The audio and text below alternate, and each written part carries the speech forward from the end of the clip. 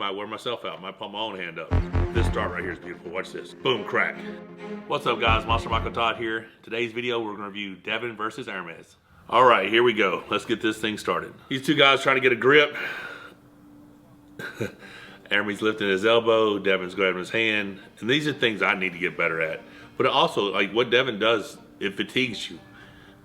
You have to do a lot of this to be used to it. And I mean, if I just tried doing this out the gate, it might wear myself out. Might put my own hand up. But right now, you're looking at Devon looking extremely determined. Neither set of shoulders are square yet. Wrists are looking decent. Well, they're about to turn back around. There's a lot of movement. I'm just going to watch this full setup right here just to see how things are going. He's moving Devon's shoulder in. Keeps moving his shoulder in. That looks pretty good. The above view is where you can see the best. Now I'll go to referee's grip. It does look like here from this angle, Devon's shoulders pretty far in. Ermes' shoulders aren't even either. Now they're trying to straighten it. Okay, from the above, Ermes looks pretty straight. Devon still looks like his left shoulder's back, but I'm pretty sure they're gonna move him in. They're in a referee's grip, so Devon's webbing looks way higher. I don't know how you get that. Looks like he brought him down just a little bit. Obviously, Devon has the longer lever. Closing Devon's hand. Devon clenches up real tight in his hand. Looks like his wrist carves. Now he's complaining about Ermes moving in the referee's grip. It's actually pretty true. There's a lot of movement there. You can't open and close your hand like that. All right, so here we are, guys. Still in referee's grip, round one. Going straight for pretty good setup here. Hermes complaining about his knuckle. So hey, Luke just gave him a foul.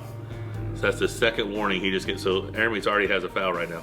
This kid's strong, man. He's real strong. But Devon's in his head, it looks like. So Devon's closing first again. Hermes, so much movement, complaining about his knuckle and everything. He might have one foul, one warning. I can't tell. Devon's aggressive getting up there. You can see Hermes is flustered. Hermes' elbows off the, he can't even keep his elbow down. Both loading. Total regrip again. Here you go. Yeah, Ermes has good hand control, holds on too long, tries to show out, presses straight down, elbow comes up, second foul. Devon's up 1-0. Devon played everything right. That was perfect. So what do we see here? We see if you get into Ermes' head, if you don't give him everything, if you don't just let him have whatever he wants in the grip, he can get frustrated. Now, the only start we got there, he climbed through Devon's hand and he held on to him and he was trying to show out and just push him straight down. Now, when he did that, you see his elbow comes up. Right before that, you see him open and closing his hand again, and that's after the referee's already closed his hand. That should have been a second warning foul right there. I mean, once you close a hand in a referee's grip, you should not be able to open your hand up again. Yeah, either way, that was gonna be 1-0, Devon Larratt. Ermes fouled out. Set him again back to referee's grip. Devon's shoulders look good. He has a very high posture.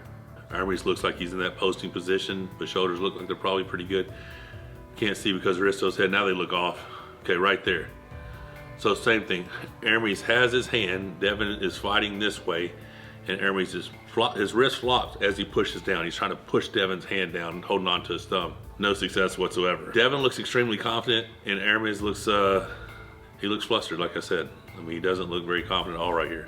All right, so we're still in a referee's grip, and he keeps opening his hand. He just got another foul. Another foul from constantly opening up his hand. I mean, this is a lot. But I think Devon's mostly just going by the rules, right? I mean, he's just not letting Ermes get away with everything. I mean, he had the perfect game plan, and this start right here is beautiful. Watch this. Boom, crack. So that's amazing. We're gonna pause that real quick. I'm actually gonna rewind it. Hey Misha, how you doing, buddy? Yeah, so I've always loved cats, but I've been allergic to them. Misha's the first cat that I can actually have and get to pet on and stuff and not have my allergies. Bengal cats are seriously cool. They look like little leopards with their exotic coats, but they're super affectionate and love being part of the family. Please don't scratch me, please don't scratch me. They're playful, full of energy, and smart enough to learn tricks or even play fetch. Yeah, they're basically the dogs of the cat world. Plus their unique chirps and meows make them extra fun to have around. Check out Kentucky Wildcat Bengals. They got some of the most gorgeous Bengals you'll ever see. Head over to their site and tell them Monster Michael Todd sent you. But this is what I want to show you guys. And this is what I believe to be true. That posting up hammer pressure, back pressure that he has is phenomenal. But you'll see, this is a low hand top row attempt from Devon. His pronation is superior, and as he's pulling here, Ermes' hand is here, and as he goes this way, bam. That low hand top row through the strap, pronation, cracks his wrist. That's how we end up exactly where we're at right now. So I'm gonna restart this. Watch this right now. Watch the way this happens. I mean, pronation straight through the strap. And you see Ermes' flop press, right? Ermes' flop press is strong, but Devon's got his hand past his shoulder. Devon does a perfect counter. Watch this. He pec decks, boom, right in here behind it. Finishes. Now, Devon could have stayed there and just bled him, but he knew exactly what he was doing. He defeated Ermes' wrist, and once you did, it forces Ermes to come in with a flop press, and then Devon countered perfectly. Just a flawless execution of pronation through the strap. You'll see him, watch him see if he drags his elbow back when he does it. Elbow back to the back of the pad. He's got him at the rear of the pad. Ermes is going in for the flop. No place to go because Devon's got the side pressure. He's got everything wedged in. Transition pec deck right behind it. Boom, right there, perfect.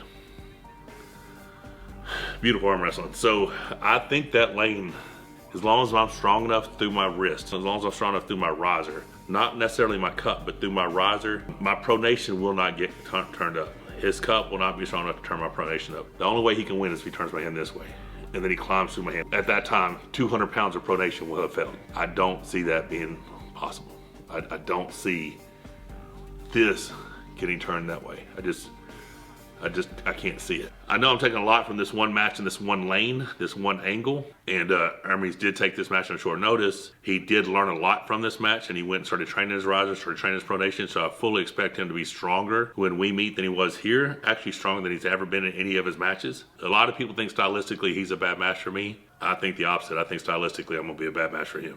Primarily because of the specific arm wrestling training lifts I've been doing with the pronation, with the riser, with the pronation engaged back pressure. And now that I've added so much side pressure training, I think I may have an opportunity at some point in the match to have an outside attack in the strap that could potentially be a flash pin. I don't know. We'll see. We'll see if it plays out that way. Whatever I have to do to win, I will definitely be willing to do.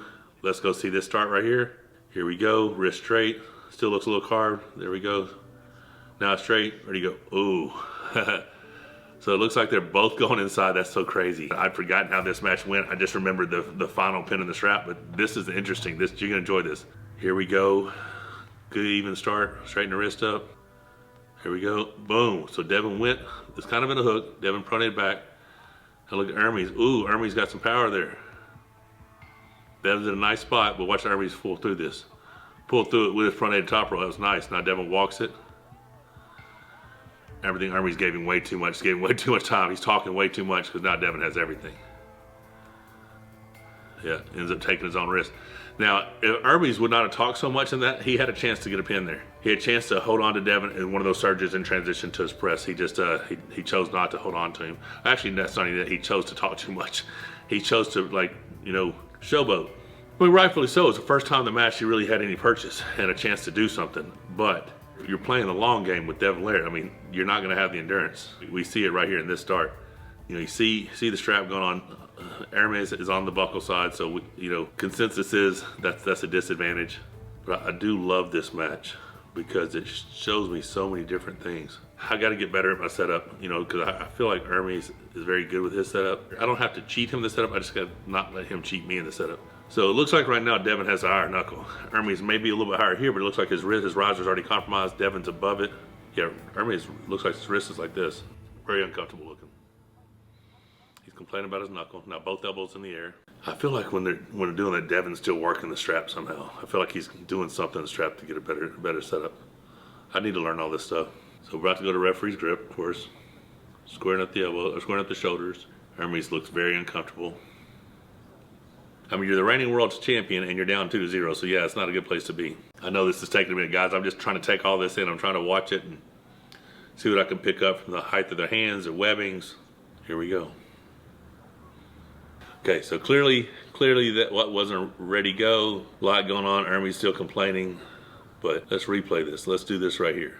All right, let's check this out. Here we go. Set up. Ran right over him. I mean, does look like Ermes never got set. This is what I would love to do. I'd love to be able to round one, do what Devon did round two.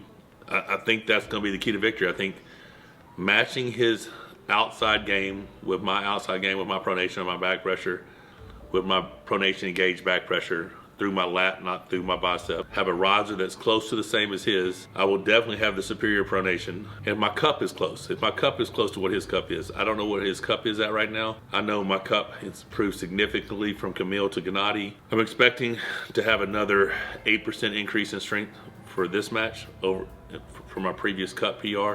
I think the cup will help me in keeping my wrist safe. It's going to be pronation. Pronation gauge back pressure through the strap is what's going to win me the match. And it's funny because a lot of people think that movement, that pronation gauge back pressure, doesn't affect anything. Except I showed the video of round 1, me versus Gennady doing the exact same movement. And I expect to could be as much as 12% stronger on that lift by the time I pull Ermes.